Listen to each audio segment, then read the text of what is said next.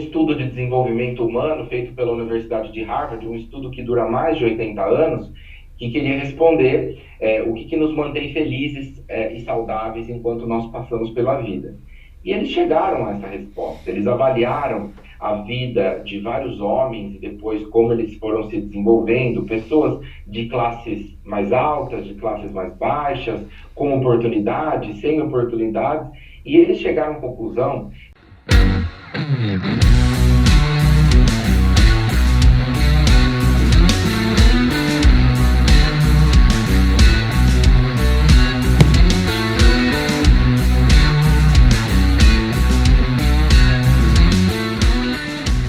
Salve, povo! Bem-vindos a mais um podcast do Ibra, o nosso Ibra Talks. Hoje a gente está com um escritor aqui, o Thiago Camargo. Tudo bom? Tudo bem, e vocês? Tudo jóia. E tá com o Cláudio Pedro aqui também. Tudo bom, Cláudio? Tudo bem, tudo bom. Bacana. Antes de mais nada, antes de falar do nosso patrocinador, eu vou pedir uma coisa para vocês. O Peteleco no Positivo, que vocês não podem esquecer. E é interessante também você compartilhar esse vídeo no final. Assiste até o final. Aí você vai gostar, compartilhe o vídeo. Mas para dar o Peteleco no Positivo, você tem que fazer o quê? Tem que estar inscrito. Então se inscreve, ativa as notificações, coloca todas as notificações, clicando lá no sininho. Não esqueça disso. E vamos falar do nosso patrocinador, que tem apoiado bastante aqui o nosso Ibra Talks, que é a HTM. A HTM Eletrônica está no mercado há mais de 25 anos, desenvolvendo e fabricando equipamentos com alta tecnologia, design exclusivo e garantia de resultados. Hoje a HTM Eletrônica é líder em inovação, resultados e segurança. E assim como a sua origem, a HTM VET tem como compromisso oferecer ao mercado os melhores e mais eficazes produtos, integrando conhecimento científico à praticidade. A HTM tem ajudado muito a gente tem usado, né, os equipamentos da HTM VET, e eu estou gostando bastante. E como é que você consegue o equipamento HTM VET com desconto? Entra na página do Ibra, clica lá no banner que você vai conseguir um baita de um desconto nos equipamentos da HTM VET. Vamos lá. Thiago, eu queria que você se apresentasse para o público. Claro, com certeza. Bom, eu sou o Thiago Camargo, eu trabalho na área de treinamento e desenvolvimento de pessoas. Já estive em projetos em diversas empresas, como Chevrolet, Natura, Santander Brasil, Volkswagen, Alus, muitas outras. Meu foco principal é na capacitação pessoal, profissional. Eu sou apaixonado por pessoas, por suas relações, pela felicidade no ambiente corporativo, a importância de ser feliz e como isso traz mais produtividade para todos nós como profissionais. E sou escritor também, como você mesmo disse no início. Tenho 2 livros publicados, um deles é esse aqui que está comigo, se chama Ai Que Alegria, Hoje é Dia de Ser Feliz. É um livro que eu publiquei em 2016 e que fala sobre como os pequenos gestos e atitudes que a gente tem no dia a dia transformam a nossa vida e também influenciam as pessoas que estão ao nosso redor. Nós todos temos esse poder de influência sobre os outros, então é muito importante que essa influência seja positiva. A gente sabe também que até mesmo no ambiente de trabalho existe a influência negativa. Então, dentro desse livro eu trabalho várias frentes desse poder de influência que nós temos sobre as pessoas e como isso pode potencializar o resultado, tanto do indivíduo quanto do coletivo. Aí nesse ano eu também me arrisquei e lancei o meu primeiro livro infantil, chamado Guardiões da Felicidade, e que neste livro eu abordo, né, é voltado mesmo para as crianças. A gente faz um trabalho já há muitos anos em escolas, principalmente com alunos dos 7 até os 16 anos de idade. A gente fala sobre amor próprio, sobre a construção dessa percepção de felicidade, sobre os impactos, por exemplo, do uso de celular na visão de felicidade, nos resultados que a gente tem na nossa vida. Então é um conteúdo bem legal. A gente trabalha amor próprio, falamos sobre bullying, sobre respeito, sobre a importância de leitura, como a leitura ela é fundamental para o vocabulário emocional, como isso influencia na nossa vida com o passar dos anos. Então eu tenho muito orgulho de hoje ter esses 2 livros e com eles viajar pelo Brasil. E como é que surgiu a ideia de você escrever aquele primeiro livro? Na verdade, o Ai Que Alegria, eu sempre fui apaixonado por escrever, sempre. Eu, na escola, eu já gostava de participar de todos os tipos de eventos que surgiam. Sempre gostei muito de estudar. E essa paixão, pela escrita começou desde cedo. Eu sempre pensava e falava para os professores, isso até no colegial. Em algum momento da minha vida, eu quero publicar, nem que seja um livro. Vai surgir a oportunidade, eu vou ter um tema, vou conseguir trabalhar algo. E aconteceu isso com a Que Alegria em 2016. Foi um trabalho de 2 anos. Falar sobre felicidade, para mim, é uma grande paixão. É um tema que sempre despertou o meu interesse, e eu buscava muito sobre. Então, o Ai Que Alegria foi a realização desse sonho. E a partir daí eu fui me aprofundando cada vez mais nesse tema, que é um tema tão relevante, tão importante, principalmente nos dias de hoje, que a gente vê nas empresas, o que a gente vê nas pessoas como um todo, né? O Brasil é o país mais ansioso do mundo, quase 10% da nossa população sofre de algum tipo de transtorno de ansiedade. É também o país que tem maior prevalência de depressão. Então, tudo isso relacionado a alguns comportamentos que nós temos, e a gente vai conversar bastante sobre isso hoje. Legal. A gente conversou com uma atriz aqui, a Gisele Tigre, e a gente falou justamente de uma parte que entra no seu livro, que a gente estava falando que a felicidade ela não existe sem a tristeza, que é uma montanha russa a vida, vem tristeza, vem felicidade. Para você, o que é a felicidade exatamente? Na verdade, a felicidade, ela tem múltiplas funções. Cada um de nós tem uma visão, uma percepção do que é ser feliz. E essa visão de felicidade também é flutuante na nossa vida, né? Ao longo da vida, nós vamos mudando a nossa percepção do que é ser feliz de fato. Eu costumo dizer que felicidade, eu resumo, como um estado de consciência plenamente satisfeita. Então, quando a minha consciência está plenamente satisfeita, eu estou feliz. Felicidade tem tudo a ver com uma palavra que é muito comentada, mas pouco praticada, que é a gratidão. E quando eu digo que felicidade tem total relação com a gratidão, não é uma ideia, é uma criação minha, é algo científico. Então, a região do nosso cérebro responsável pela gratidão é a mesma da felicidade. Então, se eu estou me sentindo grato, automaticamente eu me sinto feliz. Quando eu me sinto ingrato, eu me sinto infeliz. É importante a gente lembrar que o oposto da felicidade é a infelicidade, que a gente vive sim os momentos felizes e infelizes, e todos eles são importantes para o nosso processo de desenvolvimento, né? Eu não acredito também que é possível ser feliz o tempo todo. Nós vemos hoje nas redes sociais os gurus, muitos profissionais dizendo, você tem que ser feliz o tempo todo, você precisa entregar o melhor resultado o tempo todo. A gente sabe que não é assim que funciona na vida real. Então, eu preciso, durante a minha trajetória, passar por situações que vão gerar emoções e sentimentos positivos e negativos, e todos eles são importantes para o meu processo de evolução, para eu entender exatamente quem eu sou, aquilo que eu busco de fato, o que eu valorizo, o que eu não faço tanta questão. Então, com o passar do tempo, é importantíssimo que a gente vivencie essas experiências para o nosso processo de amadurecimento. Então, felicidade, para mim, tem tudo a ver com gratidão. E a gente também é importante contar aqui para o pessoal que está nos assistindo, que não existe apenas uma única dimensão de felicidade. Eu bato bastante nessa tecla. A gente tem basicamente três dimensões de felicidade. A primeira delas é a chamada felicidade por vida prazerosa. Então, felicidade por vida prazerosa nada mais é do que são os prazeres da vida. Então, eu vou dar um exemplo aqui para você.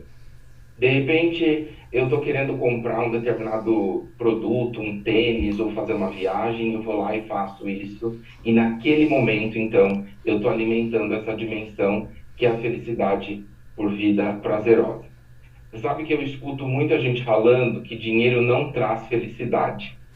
E isso é uma bobagem, né? Eu brinco nos meus treinamentos. Quem fala isso é porque nunca teve dinheiro. Porque o dinheiro traz felicidade, sim, né? Só que o dinheiro, ele traz essa felicidade por vida prazerosa, que é uma felicidade momentânea, passageira. Eu estou querendo comprar algo, eu estou querendo comer a minha comida favorita, vou para um restaurante que eu gosto, eu faço isso, naquele momento eu estou alimentando essa dimensão de felicidade por vida prazerosa. No entanto, se eu desenvolvo apenas a felicidade por vida prazerosa, não é o suficiente. Eu preciso, então, desenvolver as outras duas dimensões. A segunda delas se chama felicidade por vida de flow e está relacionada com a nossa vida profissional. Inclusive, dentro das empresas, a gente trabalha muito esse pilar. Felicidade por vida de flow nada mais é do que você se sentir realizado com aquilo que você faz, encontrar propósito naquilo que você faz. Então, como eu disse para vocês no início, eu sou apaixonado por pessoas, eu sou apaixonado pelas relações interpessoais. Então, quando eu amo aquilo que eu faço, eu acabo entregando o meu melhor naturalmente, né? É uma paixão, é algo que acontece de forma muito espontânea, não é forçado. A gente fala muito com as pessoas nos treinamentos que nós ficamos muito mais tempo no trabalho do que com a nossa família, né? Do que, de repente, curtindo momentos de lazer. Então, é importante demais que eu faça aquilo que eu realmente gosto e aquilo que me deixa 100% satisfeito. E a terceira dimensão de felicidade é a chamada felicidade por vida com propósito. Essa sim eu considero a principal das dimensões, porque ela nos traz uma felicidade duradoura. Não é aquela questão do dinheiro que é uma felicidade tão momentânea. Eu vejo isso dentro do meu projeto com os jovens. Os jovens, eles são muito ligados, principalmente por conta de rede social, a bens materiais. Então, o tempo todo eles estão sempre criando algo. Eu quero telefone novo, amanhã eu quero tênis novo daquele cantor que eu sou apaixonado, depois eu fico visualizando, eu quero comprar aquele carro, aí eu conquisto um carro, eu vou e quero comprar o outro. Então, sempre ligando a felicidade a algo material, ou também depositando a felicidade em outra pessoa, o que acaba gerando frustração. Então, a felicidade por vida com propósito, ela é a principal de todas, porque diferentemente da felicidade por vida prazerosa, que é tão rápida, tão passageira, ela dura mais. E essa felicidade nada mais é do que você fazer algo que é muito maior do que a sua própria existência. Felicidade por vida com propósito é quando você gera felicidade para o outro, seja através de uma conversa, de um conselho, de um carinho, seja através de atos de serviço. Então é importante demais essa questão, a gente percebe muito nas pesquisas. Os países mais desenvolvidos, Finlândia, há 8 anos o país mais feliz do mundo. Por quê? São comunidades que entendem uma visão do todo, tem uma visão holística, eu presto atenção em todo mundo, eu não enxergo o Thiago sozinho, eu entendo que eu faço parte de todo mundo e que eu preciso também fazer a minha parte nisso. Então, são sociedades, são gerações, e isso é algo que vai se passando de uma geração para outra, da questão dos atos de serviço, da importância, que é algo que o brasileiro ainda precisa melhorar e muito. Então, eu costumo resumir a felicidade dessa forma. Você acha, posso? Sim, claro. Você acha que essa última proposta não cai em um modelo que você não pode esperar? Quando você dá, você não pode esperar a retribuição do outro, a gratidão do outro. É dar sem esperar o quê, né? Talvez isso não decepciona um pouco quem dá? Na verdade, quando a gente fala de atos de serviço, precisa ser uma entrega genuína, precisa ser uma entrega com o coração. Eu sinto que eu devo fazer algo, eu vou lá e faço. Sem esperar o que o outro vai te entregar de volta, né? Sem esperar algo em troca. Por quê? Eu disse até um pouquinho antes da conclusão, essa questão da frustração. Isso. O que eu mais vejo hoje em dia, e isso vale para qualquer tipo de relacionamento, seja um relacionamento afetivo, seja um relacionamento dentro do trabalho, com o seu gestor, enfim, num grupo religioso do qual você faz parte, a gente sempre, o ser humano é assim, né? A gente, estamos aqui para evoluir, nós precisamos, né, de passar por esse processo, mas assim, a gente sempre está esperando que o outro faça aquilo que a gente faz.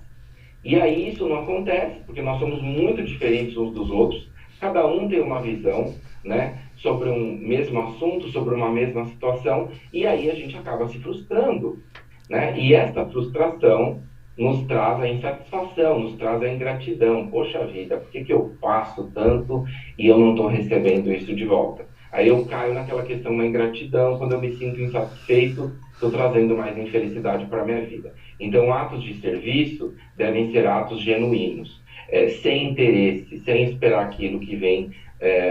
Precisa voltar alguma coisa para mim, com certeza. Isso acontece muito em rede social, né? Tem muito influenciador que fica fazendo atos de serviço, mas na verdade não porque sente no coração que precisa fazer. Fica usando isso como uma ferramenta de marketing para atrair curtidas, para atrair comentários. Ai, nossa, olha que bonito que ele está fazendo, né? Isso para mim é péssimo, né? A gente sabe que toda ajuda é importante, mas no fundo, pode ter certeza que essa pessoa não é plenamente feliz. Atos de serviço são genuínos, a gente não precisa ficar mostrando para todo mundo aquilo que a gente está fazendo.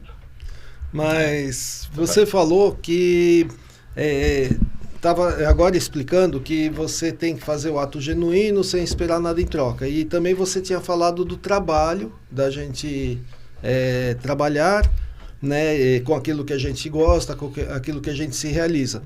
Porém, quando a gente trabalha, a gente espera algo em troca. A gente espera dinheiro em troca. Concordo. E aí como que fica essa relação?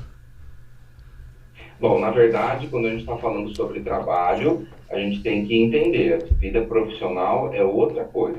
Eu estou fazendo o meu trabalho, eu estou entregando o meu melhor. Quando eu não estou satisfeito com o retorno que eu estou tendo, de repente não estou me sentindo valorizado, ali naquele ambiente de trabalho eu vivo algo tóxico ou algo que me prejudica, se eu não posso sair desse trabalho, porque eu tenho contas para pagar, né? Eu ouço muito isso de profissionais quando eu estou nas empresas, eu não estou gostando mais aqui do meu trabalho, porque assim, assado, mas eu não posso sair porque eu tenho contas para pagar. Então, aí eu sempre digo, faça um planejamento e busque algo novo.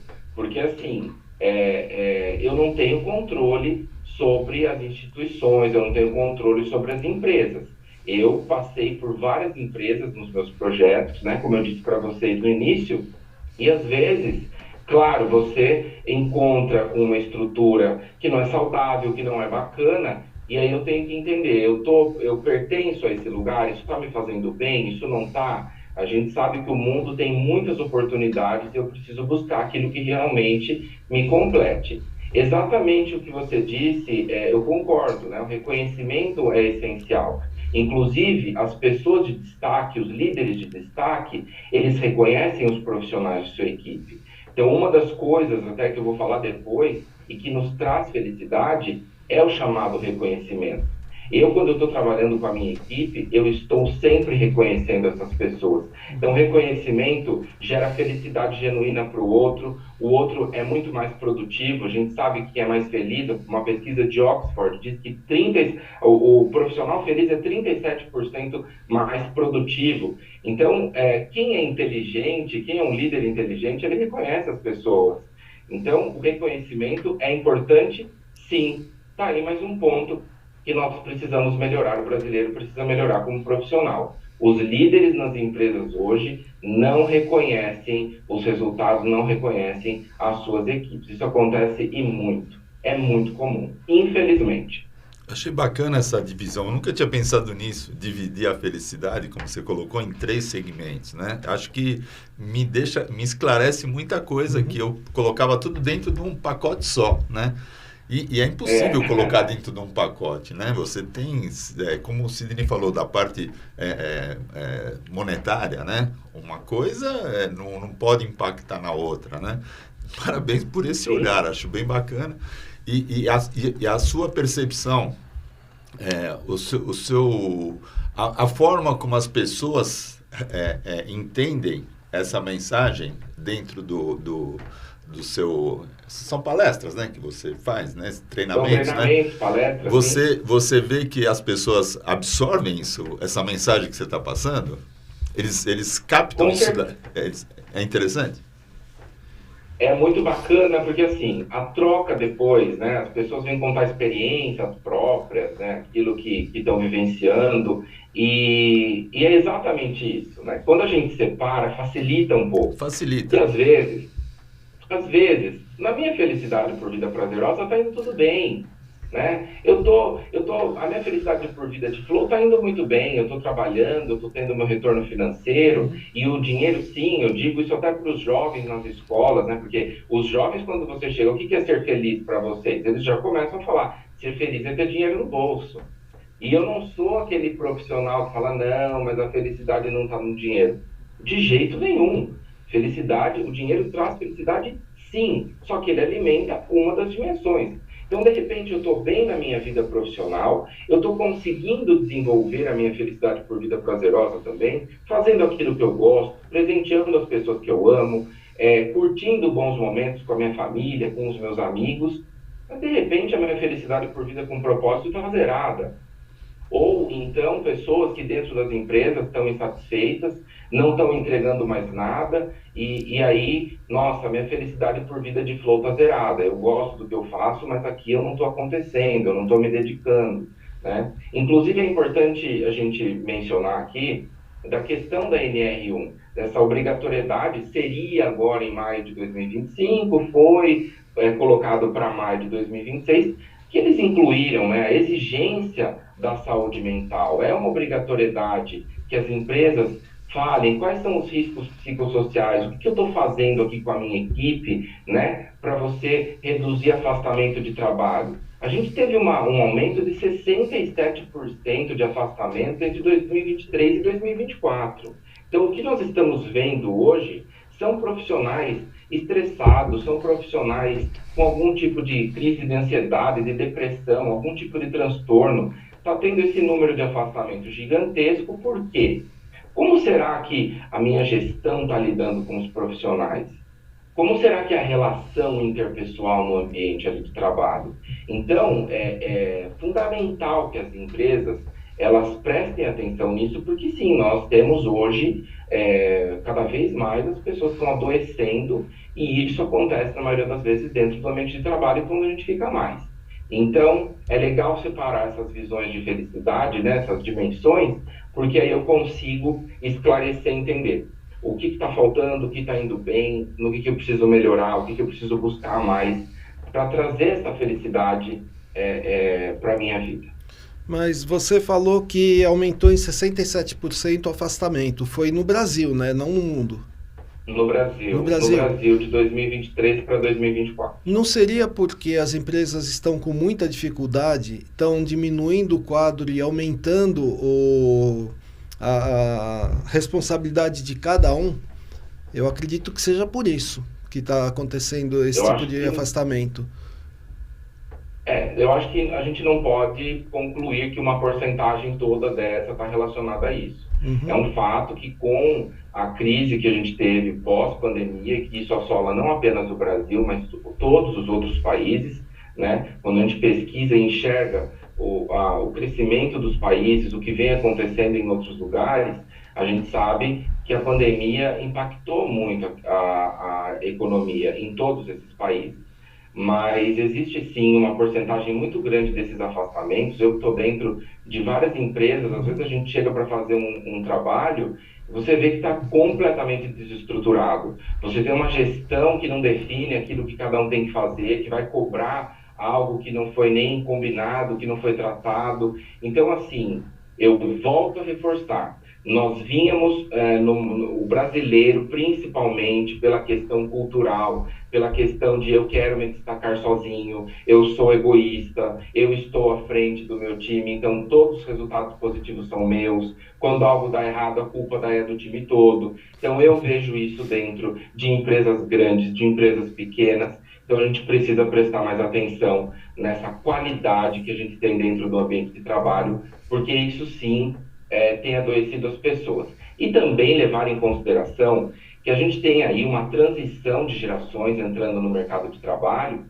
e a geração Z está sendo um problema muito grande para os gestores. Por quê? Porque a geração Z, ela vem, ao mesmo tempo que ela vem muito mais consciente dos problemas, foi uma geração que no início da sua vida adulta pegou aí uma crise sanitária, uma crise ambiental, uma crise econômica, passaram ali o período de pandemia em isolamento, e aí você chega agora, é uma geração que tem vontade de fazer muita coisa, mas que a ansiedade não permite. Então, o que eu preciso? Eu preciso criar um ambiente de acolhimento. Eu preciso ter uma comunicação muito diferente da que eu tenho com a geração X ou com a geração Y, por exemplo, que é a que eu faço parte. Então, eu acho que falta muito ainda, a gente precisa evoluir muito nessa questão, principalmente dos cargos de liderança, para enxergar sobre os efeitos das nossas atitudes e dos nossos comportamentos, o que a gente tem ali no dia a dia com a nossa equipe. Pegando esse gancho que você falou da geração Z, eu não estava lá em 1925, claro, né? Mas eu imagino que a felicidade naquela época era você ter uma família, ter um emprego, que você conseguisse sustentar a família, o homem, porque era dividido assim, né? E a mulher cuidar dos filhos. Essa era a felicidade deles naquela época, era o que eles almejavam, né? Pelo menos é o que minha avó falava, tudo isso. E hoje, a geração Z, a felicidade é ganhar like. É uma das felicidades, né? O que mudou? Por que mudou tanto? Foi a internet que fez essa mudança? Por que mudou tanto assim? Também. O uso da internet influenciou muito em como as pessoas enxergam a vida e automaticamente mudou essa questão de felicidade. Um pouco mais à frente eu vou contar para vocês até quais são os 3 fatores que mais afastam felicidade da vida da gente. Mas assim, a percepção de felicidade, eu disse no início, ela é flutuante para cada um de nós e ela foi mudando com o passar dos anos também. Quando a gente pega, por exemplo, a geração X, né, a geração X é uma geração que enxergava felicidade como estabilidade, tenho a minha casa, tenho o meu carro, então eu tenho a estrutura para a minha família. Né? Quando eu pego a geração Y já, eu, por exemplo, faço parte da geração Y, aí a gente já pensa no seguinte, eu vou valorizar mais o quê? A experiência. Eu preciso viver experiências. Eu vou valorizar uma empresa em que exista mais flexibilidade. Enquanto a geração X, às vezes, permanecia no mesmo emprego a vida toda. Na geração Y, a gente já não vê isso acontecendo. Porém, eu, por exemplo, eu vou ficar numa empresa 10 anos. A geração Z já não é assim. A geração Z é muito imediatista. Eles são, justamente por essa questão da ansiedade, da questão da rede social, da dopamina rápida, barata, porque eu fico ali vendo aquele conteúdo que não é de qualidade o tempo todo e vou alimentando o meu cérebro. Ano passado, a Universidade de Oxford trouxe o tema da neblina mental, do brain rot, que causa essa confusão, você vai perdendo, né, a noção de tudo por esse acúmulo de informação de baixa qualidade. Então, assim, tudo isso foi moldando e hoje eu tenho uma geração extremamente ansiosa, extremamente imediatista, quer tudo para ontem, chega no trabalho e acha que vai ter uma promoção daqui a 2 meses ou 3 meses. Eu vejo muito isso. Então, é um desafio. Os gestores estão sofrendo para se adaptar com a geração Z. Esse treinamento, portanto, ele é feito para o líder e para os liderados, então. E são diferentes os treinamentos? São diferentes, com certeza. Entendi. Tem conteúdo para liderança e nós temos o conteúdo para todo o time. Tá. E aí a gente trabalha, inclusive, um dos temas, e que são temas muito atuais, além da gente trazer a felicidade no ambiente de trabalho, porque é algo que é interessante para as empresas por conta da produtividade. As empresas querem profissionais felizes por isso, né? A gente foca na produtividade, na entrega do resultado. Eu também trabalho, então, essa questão do choque entre as gerações. Tá. E é muito legal, a gente faz dinâmicas com os profissionais, então, para ter esse entendimento. Beleza, eu estou pegando uma geração nova que tem uma outra visão, que cresceu conectada e que hoje recebe mais informação do que em 1 hora, em um dia, do que, por exemplo, a minha avó recebeu a vida toda. Verdade. Né? E como isso Isso pode ser bom se você utilizar a internet de uma forma positiva, mas pode ser também terrível. Então, aí eu tenho que ter todo esse trabalho e entender, olha, beleza, qual que é a limitação da geração Z? A limitação é essa. Então, eu preciso trazer essa geração mais próxima, uma liderança mais acolhedora e mostrar, olha só, como funciona, né? Trazer exemplo. Eles precisam do exemplo, eles precisam da questão humana. Falta muito isso e, claro que não foi apenas por conta da pandemia, mas a pandemia teve uma influência muito grande, porque naquela fase, né, de entrada na vida adulta, passando aí por essa pandemia que acabou segurando as pessoas. A gente percebe que é uma geração que, quando você está dando um feedback, não esboça, às vezes, nenhum tipo de reação. Fica assim, como se, sabe, você Paisagem. chega a pensar, será que a pessoa está entendendo ou não, né? É o que a gente chama da indiferença. E isso é algo que aconteceu por quê? Porque foi uma geração que, no momento em que tinha que estar socializando, entendendo, de repente, que o outro tem problema e o que está acontecendo na vida do outro, estava ali. Eu e o celular e eu. E aí, então, eu não consigo desenvolver tanto. Falta muito a questão de inteligência emocional para a geração Z, e a gente tem resultados muito bons, muito positivos, quando a gente faz capacitação focada em inteligência emocional com esses profissionais dentro das empresas. E como é que é essa capacitação? Como é que é feita? Bom, na verdade, isso já é algo muito definido por cada empresa, né? A gente tem capacitações que duram meses, né? Encontros que são mensais, encontros que são semanais, isso é de acordo com a necessidade de cada cliente. A gente senta e faz um trabalho de consultoria, entende junto com uma equipe qual é o desafio maior daquela gestão, e aí então a gente propõe temas, pode até montar uma trilha de aprendizagem, e daí todos esses profissionais são capacitados. É importante que a gente valorize isso, né? Hoje eu vejo, né, agora a gente tem com essa exigência, muitas empresas estão buscando, a partir do ano que vem vai ser obrigatório, tem multa, tem isso, tem aquilo. Mas tinha muita empresa que até hoje nunca prestou atenção nessa questão dos riscos psicossociais, na questão de assédio moral, na questão de assédio sexual dentro do ambiente de trabalho. Isso foi esquecido por muitos anos em várias empresas. Então, eu acho assim, precisamos melhorar. E é importante quando você chega numa empresa e aí o seu gestor chega e fala, olha, a gente está fazendo isso aqui está dando resultado, isso aqui está sendo positivo, mas está faltando aquilo. Então, ter essa compreensão. Então, vamos trabalhar num determinado tema. De repente, aqui eu não estou tendo choque de geração. O problema aqui está sendo a liderança, que não está sendo uma liderança assertiva, uma liderança que não tem uma comunicação eficaz. Então, tudo isso é de acordo com a necessidade de cada uma dessas empresas. Então, mas só completando aqui, você tinha falado de melhorar a inteligência emocional, né? Eu vejo assim, melhorar a inteligência contextual e a social de uma pessoa não é uma coisa tão difícil, porque você mexe com um treinamento. Agora, emocional não é só treinamento, é a parte psicológica, toda a parte de sentimento. Como é que você consegue fazer isso? Pegar uma geração, por exemplo, vai numa empresa, tem 20 pessoas lá que precisam melhorar a inteligência emocional. Como que é essa dinâmica para melhorar? Na verdade, a gente tem um conteúdo com uma série de atividades, tem uma equipe multidisciplinar trabalhando com a gente tem apoio dos psicólogos, então a gente vai criar o diário de emoções. Então, a inteligência emocional, a gente trabalha os 5 pilares dela, seguindo o conceito do Daniel Goleman, que é de 97, um livro muito rico e muito interessante, o pai da inteligência emocional. Então, a gente traz esses conceitos, a gente cria dinâmicas e atividades que eles levam para casa, que eles desenvolvem, isso é passado para os psicólogos.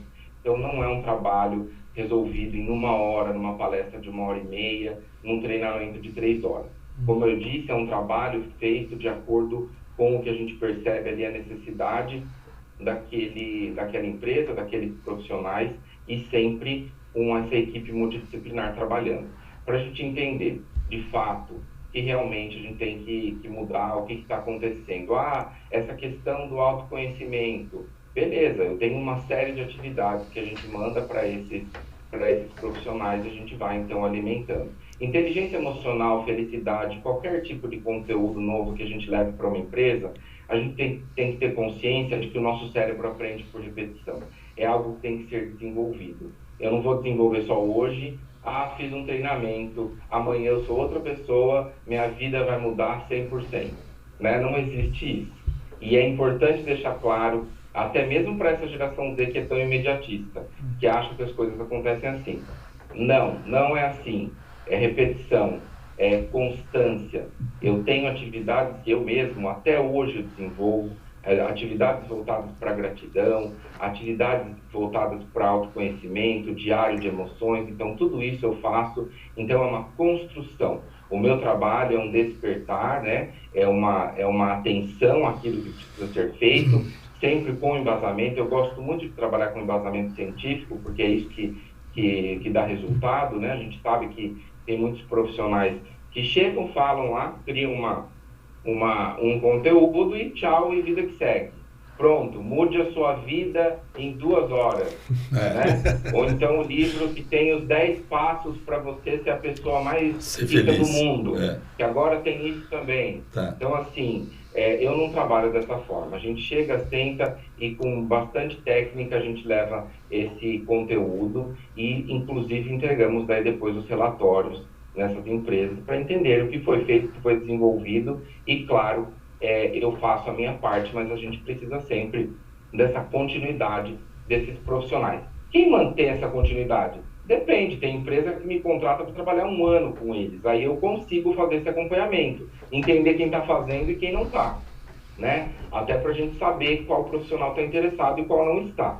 Isso ajuda muito. Mas tem empresas que não vão me contratar por 1 ano, e aí? Aí a importância da liderança, da gestão, que consegue prestar atenção nos profissionais, que consegue enxergar o que cada um deles está fazendo, e aí então fazer esse tipo de cobrança, de exigência. A partir do momento que eu ofereço algo, que eu defino aquilo que tem que ser trabalhado, eu posso cobrar. Se eu não faço isso, fica difícil, fica bem subjetivo aquilo que eu quero do meu profissional. Tem uma coisa que eu acho interessante, esse trabalho que você faz, né? Será que não seria fantástico se isso fosse feito a nível das escolas, por exemplo, para os professores? Eu acho que eles que têm que entender, porque a doutrina... Estou errado, né? Não, a doutrina, eu acho que começa lá atrás, início, né? né? Antes dele chegar na empresa. Se ele chegasse na empresa um pouco mais fortalecido... Preparado, né? Preparado, seria fantástico. E segundo, queria te perguntar, desculpa a minha ignorância, né? Você falou várias vezes geração X, Y, Z.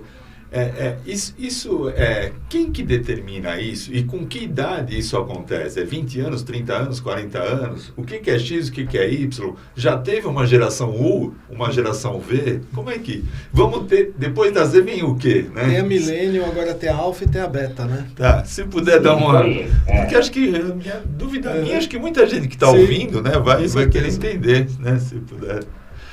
Essas duas colocações, do professor e da geração. Vamos falar um pouquinho dessa questão você tocou num ponto em que eu acredito muito também, né? Dos professores, né? Tudo começa na escola. Tá. Porque facilita muito, né? A criança tem um processo de aprendizagem muito mais rápido. Importante ressaltar também que a escola tem um papel fundamental, mas dentro de casa tem que ter continuidade. Não adianta fazer um trabalho incrível dentro de uma escola e aí eu mando a criança para os pais e os pais ficam o tempo inteiro no celular, não dão atenção para a criança, não ajudam numa tarefa de casa, achando que a escola vai ser a solução de todos os problemas. Eu posso falar isso com propriedade porque desde 2015... Só te interromper. Eu desenvolvo um projeto... Isso já está dentro do segundo livro, mais ou menos, que você vai falar? Já tem um... tem a ver com a parte dessa segunda parte. Tá. Em 2015, eu decidi criar um projeto socioeducativo, que a gente vai para as escolas, eu atendo de acordo com a minha agenda, se eu estou viajando, a gente já vai fechando de acordo com a minha agenda a participação nas escolas, e aí eu criei o projeto socioeducativo G1, né, que se chama Geração Online. Nesse projeto, a gente vai até as escolas, a gente conversa com os alunos sobre diversos temas, como eu disse, empatia, bullying, o que é felicidade, qual é a visão deles sobre o uso de telefone celular. Claro que isso ainda mais agora, porque a gente pensa ali em 2015, dependendo da escola que a gente vai, num bairro carente, as crianças não tinham telefone celular, não tinham acesso, não tinham computador, né? Isso hoje já é completamente diferente, tá? Então a gente fazia esse tipo de trabalho. E o que eu senti ali na pele, na prática? Às vezes você chegava para fazer o trabalho na escola, um trabalho gratuito, e você era recebido de uma forma terrível pela direção, você era recebido de uma forma terrível por um professor, e o professor dentro da sala de aula, ele é uma autoridade. O professor, quando ele está ali com os alunos dele, os alunos seguem o exemplo do professor. Então, eu chegava para fazer uma capacitação, para levar um conteúdo desse projeto que a gente fazia gratuitamente, aí você chegava para fazer numa sala de aula e o professor recebia de uma forma péssima. O que acontecia? O resultado não era tão positivo. Então, lá em 2016, um pouco antes de lançar o Ike Alegria, eu me reuni com duas profissionais que eu tenho prazer imenso de trabalhar até hoje. Uma delas é a Flávia Santana, que inclusive está junto comigo no Guardiões da Felicidade. E aí a gente desenvolveu uma capacitação voltada para os professores, né? Para a gente mostrar essa visão e a importância de como as atitudes do professor moldam o aluno, porque o professor ali ele é autoridade. Principalmente quando a gente leva em consideração que em algumas escolas, né, a realidade daquelas crianças, de repente são crianças que estão indo para a escola porque não tem o que comer em casa. Tem crianças que vão para a escola por isso. E aí, qual é a referência dessa criança que está dentro de casa? Praticamente não existe. São filhos de pais que abandonaram, ou de pais que estão presos, ou pais que já faleceram, foram criados pela avó, daí a avó não quis mais e mandou pro irmão mais velho, daí o irmão mais velho tem 21 anos e está criando uma criança de 7, 8 anos de idade, do jeito dele, com as limitações dele. Então a realidade nua e crua, né? A gente entende que o professor tem um papel essencial. Por quê? Porque o professor é a figura de sucesso para aquele aluno ali. Ele não tem outra referência. E aí você pega um professor que de repente tinha uma postura dentro desse projeto, comigo que estou ali uma vez ou outra fazendo esse trabalho, e o professor te trata mal ou faz alguma coisa na frente dos alunos. Então eu me reuni com a Flávia na época e falei: Flávia, vamos montar um conteúdo para a gente mostrar, né, do poder. Algumas profissões têm um poder muito maior do que outras, né? Então, assim, o médico, o psicólogo, o professor é a base de tudo, né? Todos nós fomos formados por professores. Eu sou apaixonado por escrever desde criança, mas eu fui influenciado pelos meus professores. Quando eu escrevi o Ike Alegria, o primeiro evento de lançamento que a gente fez foi na cidade de Piracicaba, eu sou piracicabano, eu recebi praticamente todos os meus professores. Por quê? Foram pessoas que marcaram a minha vida, foram pessoas pelas quais eu tenho muita gratidão. Então, que me moldaram. Eu me recordo perfeitamente, vai ter um concurso de poesia, estava na 5ª série. E aí o professor ia lá, me estimulava: vai, Thiago, você tem potencial, acredita, vai dar tudo certo. Então nós somos uma construção, e os professores são essenciais para isso. Eles são a base ali dentro do ambiente escolar. Mais uma vez, reforçando, né, que dentro de casa tem que ter a continuidade. Os pais precisam fazer a sua tarefa também. Não é tão simples assim. Então, a gente montou esse conteúdo que se chama Encante, Faça a Diferença. Esse Encante e Faça a Diferença, ele é voltado para os professores, e eu fico muito feliz que eu já desenvolvi esse trabalho na rede municipal de ensino em várias cidades. Lençóis Paulista, por exemplo, é uma cidade que a gente sempre faz capacitação desses profissionais, e é bem bacana e é algo que a gente faz e faz todo o acompanhamento. Então, eu concordo com você da importância da gente começar esse trabalho dentro das escolas, não só para os alunos, mas também para os professores. E aí, quando a gente trabalha com alunos, eu também falo, sou super a favor da gente trazer outros conteúdos dentro de todo o cronograma do que é aprendido nas escolas. A gente precisa falar sobre educação financeira, a gente precisa falar sobre emoções. É muito legal quando você chega numa escola, e eu fico muito feliz com isso também, a gente tem exemplos muito positivos de você chegar numa escola e ver que tem sido feito um trabalho de qualidade nesse sentido, de reconhecimento de emoções, e que tem um acompanhamento de psicólogo, tudo é fundamental que a gente tenha esse tipo de trabalho. Isso facilita muito. Então, dentro desse contexto, o Sidney fez uma observação de que você falou 60%, 63%, ele perguntou no Brasil, talvez, Sidney, em outros países, já uma cultura de outros países de valorizar mais o professor, pode até estar impactando nesses 60% que você comentou lá atrás. Com certeza, né, Sidney? Com certeza. Porque aqui vamos entender que a valorização do professor aqui é muito desvalorizado. É muito desvalorizado, muito. Sobre todos os aspectos. Terrível. Terrível. É terrível. Terrível. É isso que você falou, é uma verdade.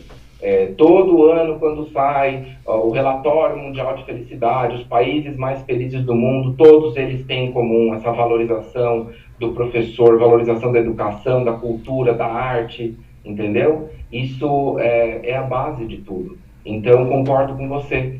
Isso faz toda a diferença. Inclusive, você sabe que a Dinamarca foi um dos primeiros países a substituir todos os livros físicos por tablets. Não sei se vocês chegaram a ver essa notícia. Sim. Eles fizeram a mudança lá para trás de todos os livros físicos por tablet. Então, as crianças iam para a escola, todo o trabalho delas era realizado no tablet ou no computador. E o que eles perceberam nos últimos anos é que isso começou a atrapalhar e trazer um declínio na entrega desses alunos. Então, agora eles voltaram atrás com isso, 100%. Eles tiraram os tablets dos alunos das salas de aula e voltaram com as bibliotecas, com os livros físicos. Por quê? Porque eles chegaram à conclusão de que o resultado do livro físico para o digital já teve um declínio dentro da sala de aula. Então, é muito bacana você ver isso acontecendo, esses países que entendem, nossa, olha só, nós vamos oferecer isso para todos os alunos, vamos disponibilizar. E depois entender, opa, não deu certo, então vamos voltar para trás, vamos regredir um pouquinho, que no caso não é nem regredir, a gente teve agora um resultado negativo, vamos voltar para o que funcionava.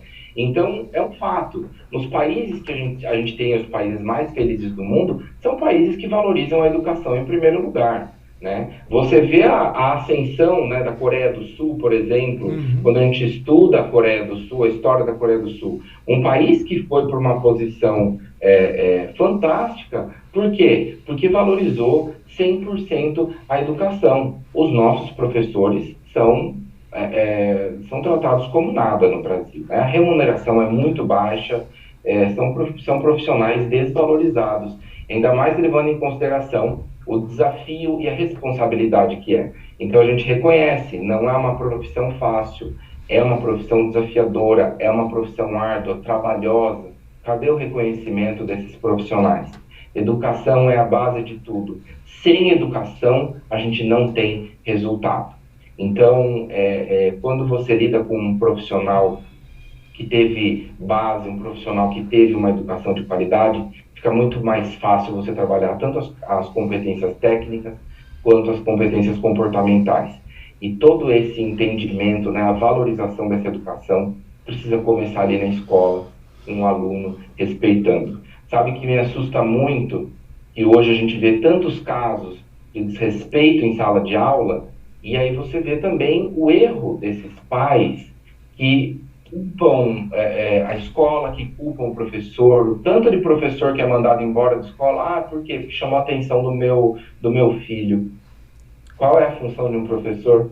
Não, normalizou, normalizou, normalizou, eu sempre sim. fui um aluno muito dedicado e o professor me chamou a atenção um monte de vezes. E você sabe Então, o que é assim, pior? Você sabe o que é pior dessa história? O aluno que não compartilha disso, ele é excluído do resto do grupo. Concordo. Isso é o pior de tudo. Quer dizer, o cara que o certinho, o que respeita o professor, É excluído. Ele é Sofre excluído. bullying. Sofre bullying. Ih, bobão, né? É. Ele é excluído da turma, né? Então, assim, o normal hoje é fazer o bullying com o professor, é maltratar o professor. Isso é péssimo. Isso é terrível. Na nossa época tinha um ruim e 30 bom. Hoje parece que tem 30 ruim e um bom, sabe? É Impressionante. verdade. Né? Faz todo sentido. E isso que você falou é real. A gente tinha antes na escola, né, o bullying ele era de aluno para aluno. Então aí o aluno que se destacava muito sofria bullying, né? Hoje a gente tem o aluno fazendo isso com os professores, né? Tem aluno batendo em professor em sala de aula. Né? Tem aluno, o aluno tratando do professor com apelido. Esses dias teve uma notícia de um aluno que tirou a calça do professor na sala de aula. O professor estava escrevendo na lousa. Então, assim, e aí o que você vê de casos em que a escola toma uma atitude, o pai vai lá e processa a escola, e processa esse professor, porque fizeram algo contra o meu filho. Então, olha, é algo que inversão. É inversão dos valores. Inversão total. Precisa prestar muita atenção, porque, assim, o problema, em primeiro lugar, vamos ver se o problema não está começando em casa. Porque, olha, quando você tem um filho, você sabe o filho que você tem perfeitamente, e aquilo que está acontecendo dentro da escola, e aí você age dessa forma, mas muitas vezes o pai é o ausente, ele só se torna presente nesse momento que o filho é chamado a atenção. Sim. Na verdade, a escola está fazendo o que o pai devia estar fazendo em casa. Mas você falou que esse filho, ele é criado muitas vezes por um tio ou por uma avó, os pais trabalham o dia inteiro. Acho que não tem classe social não, porque eu vou contar um caso que Não me horrorizou agora, assim, eu achei um absurdo. Não vou falar onde que eu vi isso daí, né? Porque assim, uma mãe, ela estava num grupo reclamando que a filha dela estava fazendo prova, aí a filha esqueceu uma coisa da prova, ela pegou um papelzinho para ver e a professora tirou a prova dela. Ou seja, a menina foi colar e a professora tirou a prova dela e a mãe estava reclamando disso. Porque ela tinha esquecido. Porque ela tinha esquecido. Isso era cola. Era cola, era cola. Aí eu até tirei sarro, falei, você que não ensinou a menina a colar. Então, porque é absurdo um negócio desse, né? E isso acontece principalmente em escolas particulares, tá? Essa questão. Então, quando você comentou de classe social, essa questão de processo, de afastamento, isso tudo acontece, de demissão de professores, acontece muito mais na escola particular do que na escola pública. Então é aquilo, você vai tratar o seu filho como uma preciosidade, e aí tudo que fizerem com ele, o professor está errado. Então a gente vê muita coisa absurda acontecendo, então precisa ter uma noção de que o exemplo começa dentro de casa também. E que não é quem está cuidando ali do filho, não, porque, claro, às vezes o pai trabalha viajando, não está ali, ou os pais trabalham muito, né, para trazer aquele retorno para dentro de casa. Não é esse o X da questão. O X da questão é essa mudança de valores. É você entender que se o seu filho... poxa, meu filho xingou um professor. Meu filho está errado, né? Sim. Então, eu vou para a escola, eu vou reclamar, eu vou falar que eu quero que mande embora o professor por conta de uma coisa que, de repente, o meu filho foi responsável. Então, a gente, infelizmente, vê muito isso, mas, para fechar essa questão do assunto da educação, sim, a gente precisa valorizar a educação em primeiro lugar, é ela que constrói tudo, é ela que muda toda a realidade das pessoas, e tomar como exemplo, né, esses países que se destacam cada vez mais, não só no ranking de felicidade, mas de qualidade de vida, que são países que investem pesado, investiram sempre pesado em educação, reconhecendo os nossos profissionais, tratando com respeito, e aí, mais uma vez, então, desenvolvendo esse trabalho, tanto com os professores, que ali dentro da sala de aula são autoridade, devem ser autoridade, né? E não os pais que estão lá em casa e chegam para reclamar, ali dentro do que aconteceu dentro da sala de aula, e também fazer esse trabalho com os alunos, porque desde o início, quando eu valorizo a questão de saúde mental, a importância, né, do reconhecimento das emoções, o que isso gera em mim, é bacana porque eu crio um adulto mais consciente, porque tem muita gente que hoje em dia fala que saúde mental é frescura, não serve para nada, né? Ah, isso aí é graça, isso aí é frescura. Então, assim, não é, gente. A gente precisa, então, ter essa visão do todo, de tudo que pode acontecer, de tudo que está por trás da situação ali, e valorizar isso também. E acho muito importante essa exigência, então, dos riscos psicossociais dentro da NR1, disso ser cobrado das empresas, para a gente entender o que está sendo feito, como que está sendo levado, porque existe um grande problema com as lideranças, na forma como elas lidam com seus profissionais, e isso também interfere muito na entrega e nos resultados. Falando na felicidade, o que mais limita a percepção da felicidade para a gente? Em primeiro lugar, o que mais limita a percepção de felicidade nas nossas vidas é a chamada vitimização, né? Quando a gente se vitimiza muito, a gente afasta a felicidade das nossas vidas. Isso acontece bastante, né? Parece que tudo é sempre culpa de alguém, né? A culpa é do meu pai, a culpa é da minha mãe, a culpa é do chefe, a culpa é do amigo do trabalho, nunca a responsabilidade é do indivíduo. Então, eu digo assim, a gente tem que ser protagonista das nossas vidas. Então, eu não posso ficar me vitimizando. Eu preciso entender que, assim como os outros têm seus defeitos e suas virtudes, eu, Thiago, também tenho os meus defeitos e as minhas virtudes e preciso melhorar em algumas questões. Então, é um processo de evolução contínua. Quando eu fico me vitimizando, quando eu fico insatisfeito com tudo, né? Eu fico ali reclamando, nossa, né? O que eu fiz para merecer essa vida? Esse trabalho terrível. Eu tô ali sempre o quê? Reclamando. E aí, se eu tô reclamando, eu tô sentindo ali por dentro a chamada insatisfação. Insatisfação é ingratidão. Ingratidão traz infelicidade. Então, não adianta a gente ficar se vitimizando. A gente tem que ter noção de que nós somos responsáveis também por aquilo que nós entregamos ou deixamos de entregar. Então, é a primeira questão. A segunda questão que limita a percepção de felicidade nas nossas vidas são os relacionamentos. Tem um estudo de desenvolvimento humano feito pela Universidade de Harvard, um estudo que dura mais de 80 anos, que queria responder o que nos mantém felizes e saudáveis enquanto nós passamos pela vida. E eles chegaram a essa resposta. Eles avaliaram a vida de vários homens e depois como eles foram se desenvolvendo, pessoas de classes mais altas, de classes mais baixas, com oportunidades, sem oportunidades, e eles chegaram à conclusão de que o que mais nos mantém saudáveis e felizes enquanto nós passamos pela vida não tem a ver com dinheiro, não tem a ver com realização, não, tem a ver com as conexões sociais. Então, a qualidade dos relacionamentos que nós temos nas nossas vidas, né, a rede que nós criamos de apoio, e importa muito mais a qualidade do que a quantidade, essas conexões, elas nos levam mais longe, com mais saúde. Eles falam nessa pesquisa, inclusive, que quem vive um relacionamento saudável vai ter um declínio mental e cognitivo muito mais tarde. Já a pessoa que vive um relacionamento, um casamento infeliz, tem esse declínio da saúde física e mental muito antes. Então, é importante a gente prestar atenção na qualidade dos relacionamentos que nós temos nas nossas vidas. Dentro do trabalho, dentro do nosso círculo de amizades, né, com os nossos amigos, quem são os nossos amigos de fato? Né? Para quem que eu estou depositando energia? Para quem que eu estou depositando meu tempo? Qual é o retorno dessa amizade? O que isso está gerando para mim? Está gerando algo de positivo ou de negativo? Prestar atenção também nos relacionamentos afetivos.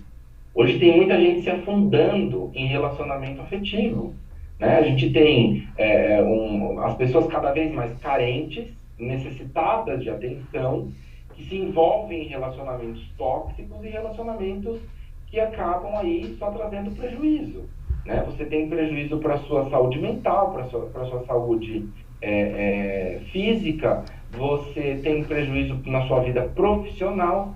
Então, prestar atenção na qualidade desses relacionamentos é essencial. E a terceira questão que mais afeta a percepção de felicidade nas nossas vidas é o uso do celular e das redes sociais. E aí, isso acontece porque toda vez que a gente vai usar rede social, a gente entra ali no Instagram, automaticamente a gente fica se comparando com o outro. Eu fico sempre vendo o que o outro está fazendo.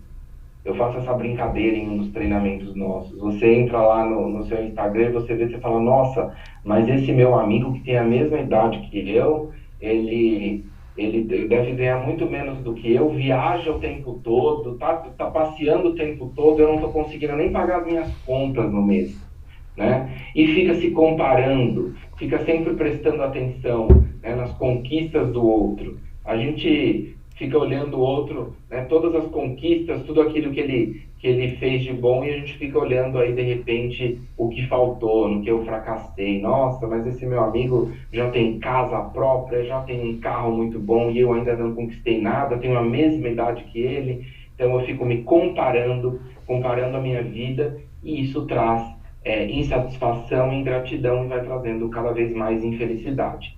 Inclusive, aproveitando essa questão da rede social, isso é o que afeta os jovens. No caso dos jovens, a gente vê principalmente os meninos que ficam o tempo todo dentro de rede social, e sem um tempo livre. O brasileiro fica em média de 9 horas e meia conectado, entendeu? 9 horas e meia, a gente só perde para a África do Sul. Eu não vou me lembrar agora quantas horas, mas a gente só perde para a África do Sul no tempo de ficar conectado no telefone celular. E aí o que acontece? Deveria ser controlado o uso do telefone celular, das redes sociais, pelas crianças e pelos adolescentes? Com toda certeza, né? Mas isso não está sendo feito, ainda que agora, quando a gente tem nas escolas essa proibição do uso do telefone, ajudou bastante. Isso eu tenho ouvido dos professores. Só que dentro de casa, né, tem aluno que chega em casa às 6 da tarde, voltou da escola e vai dormir às 2h30, 3 horas da manhã.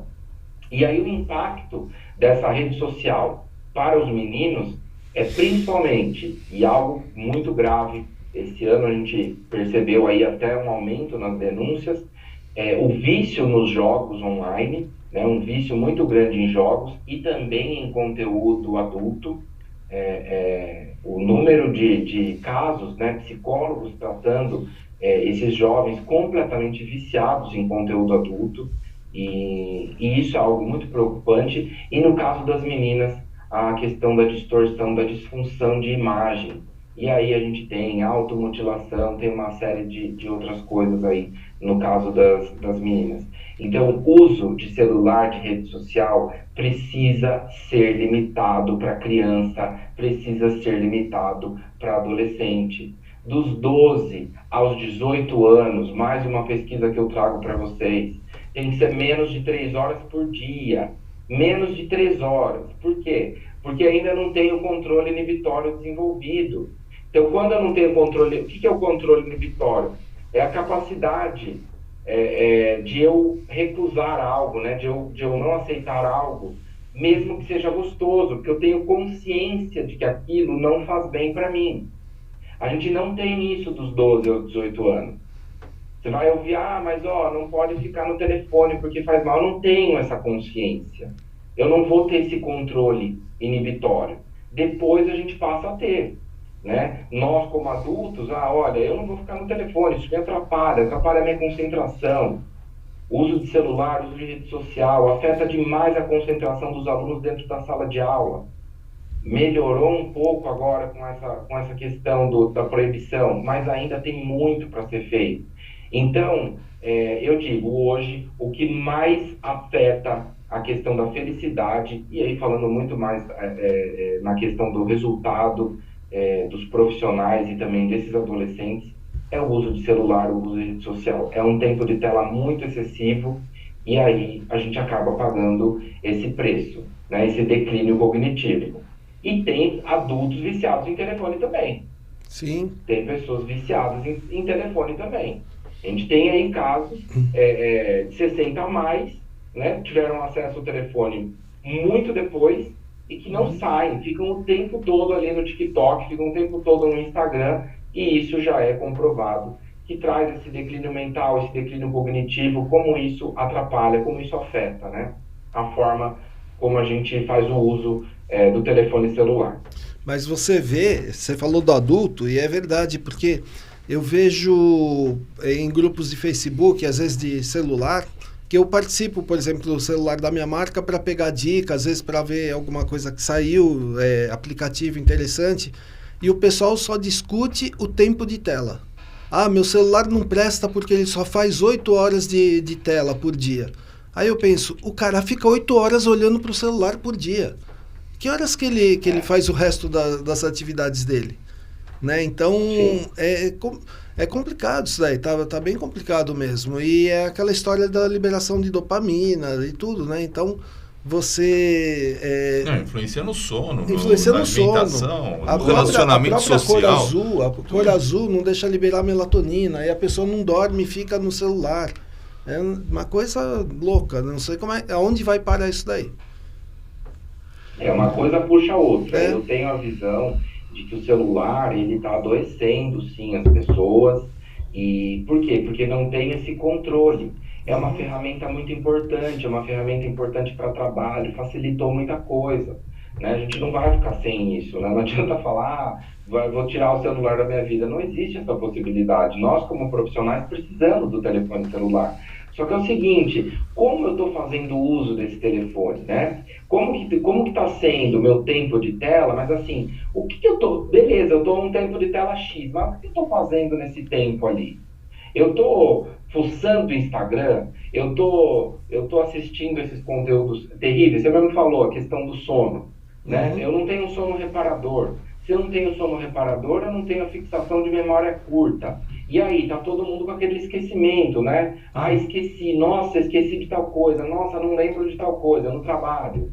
Por quê? Então, não tem um sono reparador, nós estamos, né, ficando viciados, essa dopamina, né, o tempo todo constante, essa necessidade desse estímulo, aquele vídeo curto, eu vejo uma coisa, eu dou risada, dá 10 segundos, eu vejo outro, dou risada de novo, e isso aí está sendo um vício, né? A gente está vendo isso em todas as idades. Então, prestar atenção, porque é um fato, o telefone celular é muito prejudicial e afeta demais.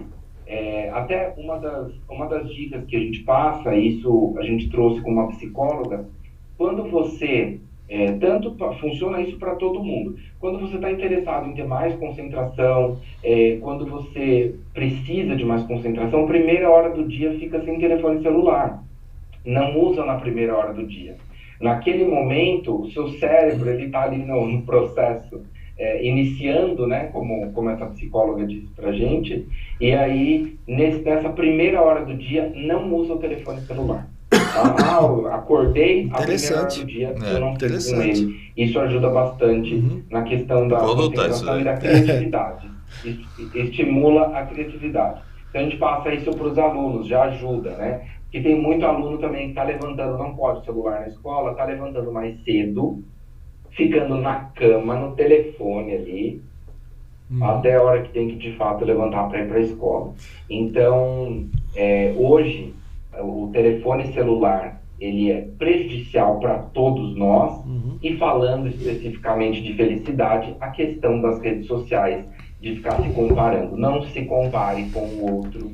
Cada um tem sua trajetória, sua história, seu tempo, seus desafios, né? Uns acabam tendo algumas facilidades, outros não. Então, assim, não fica comparando aquilo que você vê na rede social, porque a gente sabe que a maioria do que a gente vê na rede social não é real, né? Não é a vida real, não é o bastidor, aquela vida, às vezes, confusa, que tem um monte de desafio, né? As pessoas postam sempre as melhores fotos, os melhores lugares, o melhor ângulo, a melhor roupa, e aí não fica comparando, porque isso só vai trazer mais infelicidade para a sua vida. Dá um sorriso, né? Faz tudo isso daí, ainda ri. Mesmo que tá bravo, dá um sorriso. Eu queria morar no Instagram. É o lugar mais feliz do mundo. É verdade. Né? Tiago, você falou, antes da gente entrar aqui, né? Você tinha falado que você quer ler um trecho do seu livro, é isso? Sim, você exatamente. Lê pra gente? Eu gostaria de escutar.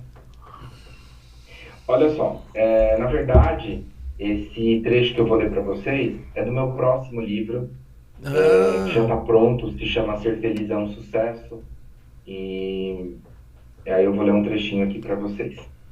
Você é importante, você é admirado, é amado. O elogio, o amor oferecido ou algo engraçado que você disse fez a diferença na vida de alguém. Quando escolhemos ser gentis, iluminamos não só o caminho dos outros, mas também o nosso. Que os seus passos sejam repletos de bondade, respeito e entusiasmo. Os pequenos gestos de amor e cuidado são uma fonte inesgotável de felicidade. Eu gostaria, né, de encerrar essa nossa conversa dizendo o seguinte, até o nome desse próximo livro, Ser Feliz é um Sucesso.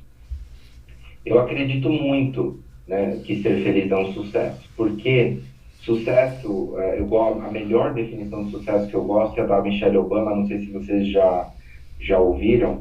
Sucesso não tem a ver com o quanto de dinheiro que você ganha, tem a ver com a diferença que você faz na vida das pessoas. Então, quando você gera algo de positivo na vida do outro, você pode se considerar uma pessoa de sucesso. Sabe que a gente conversou também, a gente falou sobre a visão de felicidade mudar ao longo do tempo, mas quero até aproveitar aqui.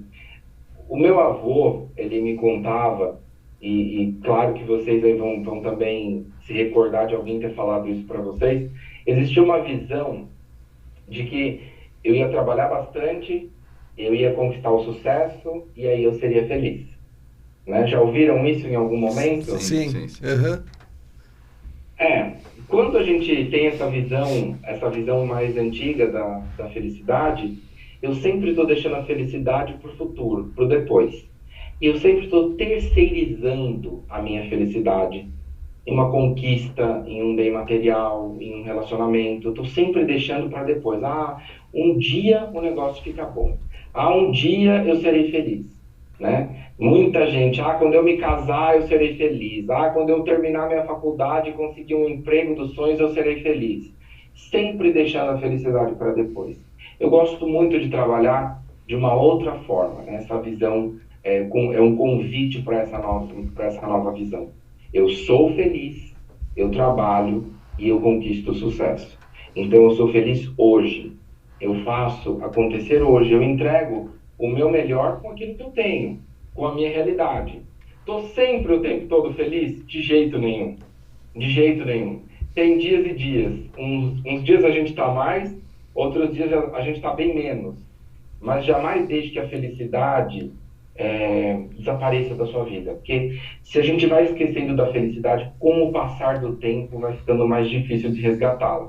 A gente pode prestar atenção nas pessoas que vão envelhecendo e que vão piorando cada vez mais. Por quê? Porque foram deixando a felicidade de lado e quanto mais o tempo passa, mais fica difícil de trazer de volta essa felicidade para a nossa vida. Então, alimente a felicidade diariamente, desenvolva a sua felicidade por vida prazerosa, aproveite os prazeres da vida, reflita sobre a sua vida profissional, se você faz aquilo que você gosta, que te traz significado, que te traz um propósito, né? E se não, o que eu posso fazer para mudar isso, para buscar algo novo que vai me trazer mais realização? E jamais se esqueça de que você é parte do todo. Viva uma vida com propósito. Ajude. Não precisa ajudar o mundo, não. Às vezes a gente ajuda uma pessoa, já faz toda a diferença. Tem gente que fala, eu não faço isso porque eu não tenho condições. Eu não estou pedindo para ninguém ajudar o mundo. Estou falando para você fazer aquilo que você pode, um ato de serviço.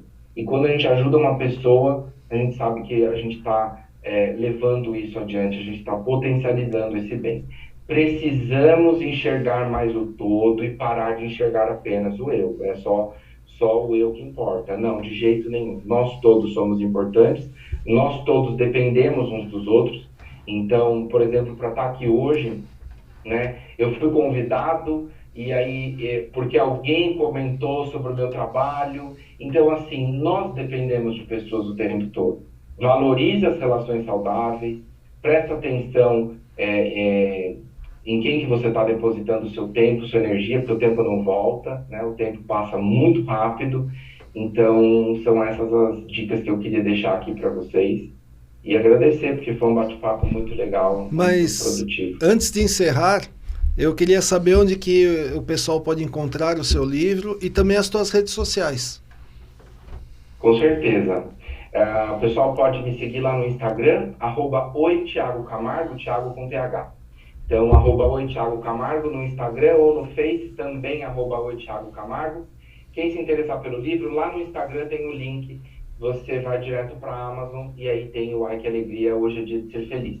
Guardiões da Felicidade está chegando agora, acredito que mais ou menos um mês e meio a gente já tem esse livro também disponível na Amazon. Lembrando que Guardiões é um livro infantil, uma trilha de aprendizagem super legal, um livro que pode ser colorido todo, tem atividades para as crianças, então é muito bacana. E em breve, Ser Feliz é um sucesso, e que é algo que eu sempre digo e acredito. Acho que quando a gente faz a diferença na vida das pessoas, aí sim a gente pode dizer que a gente tem sucesso. Bacana. Eu queria agradecer a tua presença aqui, tá? Agradecer o Cláudio. E eu sou o Sidney Piesco. Com isso, a gente foi.